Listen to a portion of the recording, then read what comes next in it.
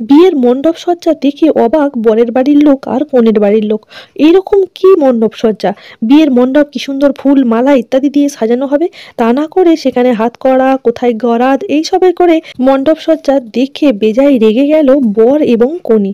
জনপ্রিয় ধারাবাহিক শুভবিবাহ সিরিয়ালের আজকের পর্বটিতে আমরা দেখতে পাবো ফুদা এবং ফেজ তারা দুজনে মিলে খুঁজতে যায় যে এশার যে সিং যে কোম্পানি মালিক ছিল, ফেজের প্রথম অ্যাক্সিডেন্ট এবং পার্থকের প্রথম পশু মল্লিক বাড়িতে পা রাখার যে শুরু, সেইখানে সেই ভদ্রলোক আসলে কে এবং তার সাথে এই পার্থকের কি পরিচয়, সে কথা জানার জন্য তারা দুজনে যায়। এইদিকে আর যারা দিদি ভাই বোন ছিল সবাইকে বাড়ি পাঠিয়ে দেয়। বাড়ির দিকটা ম্যানেজ করতে থাকে ফুদার বোন, তার ভাই, দেওর টেওর ইত্যাদি করে যারা ছোটরা থাকে তারা সবাই মিলে।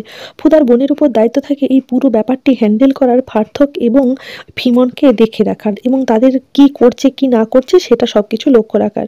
এইদিকে তারা বর বিয়ে পেছানোর জন্য সেখানে এসে উপস্থিত হয় এবং ওদেরকে এন্টারটেন করতে থাকে এবং বোঝাতে থাকে যে তার দিদিও সাজছে এবং জামাইবাবু অন্য ঘরে সাজছে, আর এখানে সাজলে অসুবিধা হতো সেই জন্যেই তারা অন্য জায়গায় যেয়ে সাজছে। এইদিকে তারা এদিকে এন্টারটেন করার জন্য আরেকটি প্ল্যান করে। পার্থক এতদিন ফুদার উপর যেরকম যেরকম করে অত্যাচার করেছিল পুরো সেই ঘটনার সিনারি তারা সব কিছু নিজেরা অ্যাক্টিং করে দেখাতে থাকে।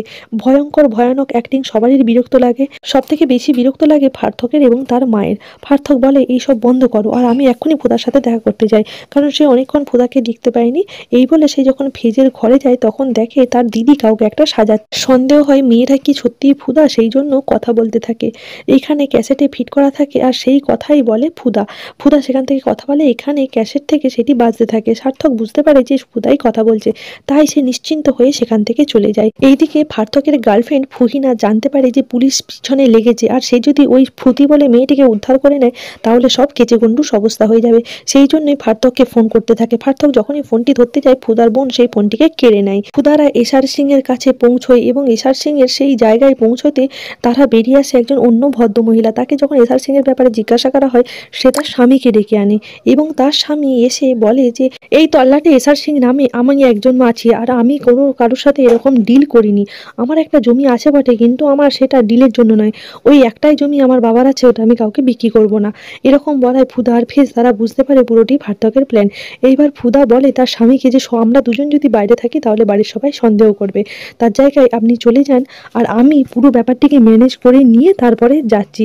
যদিও ফেজ তাকে ছেড়ে আসতে চায় না, কিন্তু ফুদার বলার কথাতে সে আসতে রাজি হয়। বাড়িতে তখন বিয়ের অনুষ্ঠানের বিয়ের প্রস্তুতি চলে। ঠাম্মি তো রেগেই অস্থির, বলে আমি এই বিয়েতে থাকবো না। চিনুক বলে আপনাকে থাকতেই হবে ঠাম্মি, কারণ এই বিয়েতে এমন একটা ধামাকা হতে চলেছে যেটা কোনোদিন আগে কেউ দেখেনি, তার জন্য আপনাকে থাকতেই হবে, কোনো মতেই আপনি যেতে পারেন না। এইদিকে পুরুত মশা চলে আসে, বিয়েতে বসেও যায় পার্থক, কিন্তু ভীমনের স্বামী ফেজ এখনো আসছে না। ভীমনের চিন্তা বাড়তেই থাকে এবং সে পরীক্ষা করার জন্য তার স্বামীকে দেখার জন্য সে যায় ফেজের ঘরে। তখন দেখে মাথায় ঘোমটা দিয়ে কেউ একজন বসে আছে। যখন ঘোমটাটি সরায় তখন দেখে একটি পুতুল সাজানো আছে এরকম ভাবে। এইবার ভীমনের মাথায় হাত পড়ে যায়, ভাবে তার সাথে ধোঁকা হয়েছে, সেই জন্য সে হতাশ হয়ে বসে পড়ে। ভীমন আসছে না দেখে দেখা দেখি তার মাও সেখানে যায়, সেও কাঠপুতুলকে দেখে অবাক হয়ে যায় এবং দেখে তারা দুজনে মণ্ডপে এসে বলে এই সব কিছু তাদের সাথে ধোঁকা হচ্ছে, কারণ সে ফেজের ঘরে যেয়ে দেখেছে ওটা একটা পুতুল সাজানো আছে, ওখানে ফুদা নেই। তাহলে দুজন মিলে তাদের সাথে চালাকি হচ্ছে, কারণ ফেজও এখানে নেই। তাহলে কি ফেজ কথা দিয়ে কথা রাখতে জানে না?